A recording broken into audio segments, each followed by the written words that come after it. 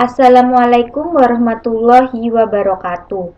Perkenalkan, nama saya Della Nindiasari, NRP 002 dari kelas D3 Elektronika A.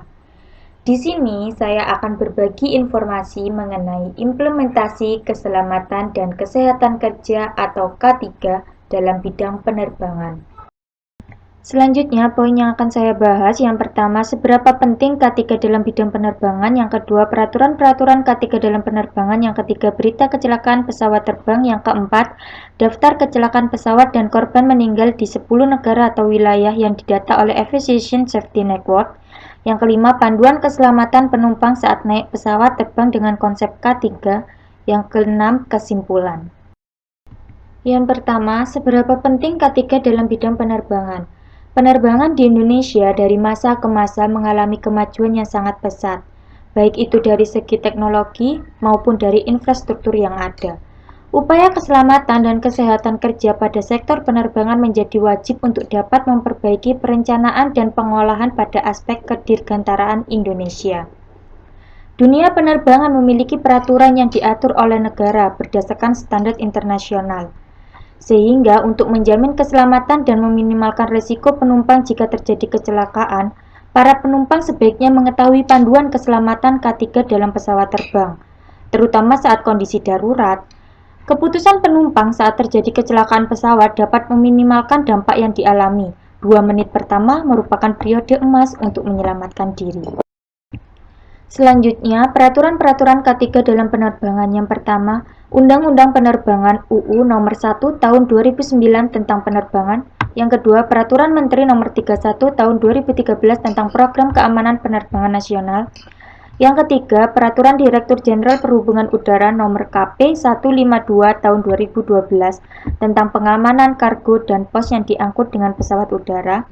Kemudian yang keempat, Aneks 17 dari Organisasi Penerbangan Sipil ICAO mengenai Security Safeguarding International Civil Aviation Against Acts of Unlawful Interference, di mana diatur ketentuan-ketentuan tentang kewajiban pengamanan kargo dan pos sebelum diangkut oleh pesawat udara sipil.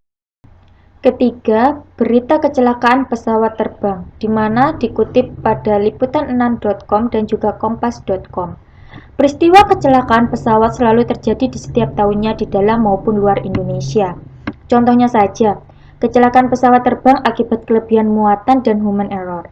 Kelebihan muatan pada pesawat dapat diminimalisir dengan adanya prosedur sebelum barang bawaan masuk ke dalam bagasi, yaitu baggage handling. Baggage handling atau penanganan bagasi mempunyai peranan yang sangat penting, yaitu memindahkan barang bawaan dari check-in area ke gerbang keberangkatan, memindahkan barang bawaan dari pesawat awal ke pesawat lain yang akan dinaiki kembali, dan memindahkan barang bawaan ke daerah conveyor belt atau tempat pengantrian bagasi. Kelebihan muatan pada pesawat sangat jarang terjadi dan akan sangat fatal jika tidak diperhatikan dengan benar. Pesawat akan tidak seimbang dan miring ke arah satu sisi pesawat dan akan jatuh. Setiap pesawat memiliki bobot maksimal yang dapat diangkut, sehingga perlu diketahui terlebih dahulu bobot yang akan diangkut mulai dari bobot penumpang, barang bawaan, bahan bakar, dan lainnya. Kemudian, daftar kecelakaan pesawat dan korban meninggal di 10 negara atau wilayah yang didata oleh Aviation Safety Network atau ASN.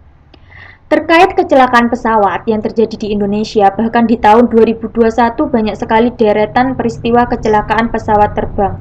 Hal ini membuat Indonesia menduduki peringkat ke-8 sebagai negara yang mencatat kecelakaan pesawat terbang sebanyak 104 kejadian yang menewaskan 2.301 korban meninggal. Berikut ini daftar kecelakaan pesawat dan korban meninggal di 10 negara atau wilayah yang didata oleh Aviation Safety Network atau ASN sejak tahun 1945 sampai dengan saat ini, di mana dapat dilihat pada urutan ke-8 yaitu Indonesia dengan kecelakaan sebanyak 104 kali, kemudian kematian dengan 2.301 jiwa dan kematian di darat dengan 52 jiwa. Panduan keselamatan penumpang saat naik pesawat terbang dengan konsep K3.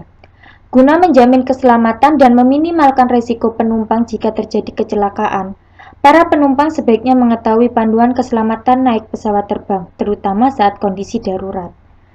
Saat menggunakan moda transportasi udara, penumpang sebaiknya juga tahu ada menit-menit paling krusial selama penerbangan. Aturan plus 3 minutes 8 atau dikenal juga dengan critical 11 atau 11 menit paling kritis menyebutkan ada dua momen berbahaya dalam penerbangan pesawat, yakni waktu 3 menit setelah pesawat lepas landas dan 8 menit sebelum mendarat. Dalam catatan Critical 11, 80% kecelakaan pesawat komersial terjadi dalam dua momen itu. Pertama, persiapan sebelum berangkat. Perhatikan ketentuan berat maksimal bagasi maskapai yang Anda gunakan. Kedua, pastikan Anda mengetahui daftar bahan atau barang yang tidak diperbolehkan dalam kabin atau bagasi. Ketiga, siapkan diri dan barang bawaan, yaitu pastikan fisik tetap prima. Kedua, obat-obatan pribadi. Yang ketiga, kenakan pakaian dan alas kaki yang nyaman sehingga tidak merepotkan saat bergegas ketika terjadi kecelakaan. 2. Saat penumpang masuk pesawat dan selama penerbangan. Yang pertama, patuhi petunjuk awak kabin. Yang kedua, baca kartu atau buku petunjuk keselamatan di depan tempat duduk Anda. Yang ketiga, ketahui lokasi penyimpanan dan cara penggunaan alat keselamatan dan kesehatan yang ada di pesawat. Selanjutnya, setelah pesawat mendarat. Yang pertama, tidak melepaskan sabuk keselamatan dan berdiri sebelum diperbolehkan oleh awak kabin. Yang kedua, tidak mengambil alat-alat keselamatan. Yang ketiga, menggunakan telepon seluler setelah tiba di gedung terminal. Selanjutnya, cara yang harus dilakukan saat pesawat mengalami kecelakaan. Yang pertama, tetap tenang, ikuti arahan awak kabin. Jika arahan tidak segera datang, ikuti kartu atau buku petunjuk keselamatan penerbangan saat terjadi kondisi darurat. Kedua, ketahui pintu keluar terdekat dan pintu darurat. Ketiga, posisikan tubuh serendah mungkin atau posisi brace untuk mengurangi efek benturan dan risiko terhirup asap dan gunakan benda empuk atau silangkan tangan di depan kepala saat pesawat menuki ekstrim. Yang keempat, jika sudah ada arahan, tinggalkan barang-barang Anda dan keluar dari pesawat secepat mungkin. Yang kelima, meski sulit, usahakan tetap tenang dan dengarkan instruksi pasca kecelakaan dari awak kabin. Yang keenam, menjauhlah dari pesawat setidaknya jarak 160 meter ke arah yang berlawanan dengan arah angin untuk menghindari ledakan. Kelima, kesimpulan. Dapat dilihat dari data bahwa Indonesia berada di posisi ke-8 sebagai negara yang mencatat kecelakaan pesawat terbang terbanyak. Mayoritas utama penyebab kecelakaan penerbangan terjadi karena faktor manusia, sebesar 67,12%. Selain faktor manusia, ada beberapa faktor penyebab lain yang mengakibatkan pesawat celaka. Faktor teknis sebesar 15,75%, lingkungan 12,33%, dan fasilitas atau infrastruktur sebesar 4,79%. Pengetahuan mengenai keselamatan dan kesehatan kerja atau K3 sangat diperlukan dari sisi penumpang maupun maskapai. Kesalahan dalam penerapan K3 dapat membawa petaka, sehingga diperlukan pemahaman yang baik bagi penumpang dan maskapai mengenai K3 dalam penerbangan. Demikian informasi yang dapat saya sampaikan. Terima kasih. Wassalamualaikum warahmatullahi wabarakatuh.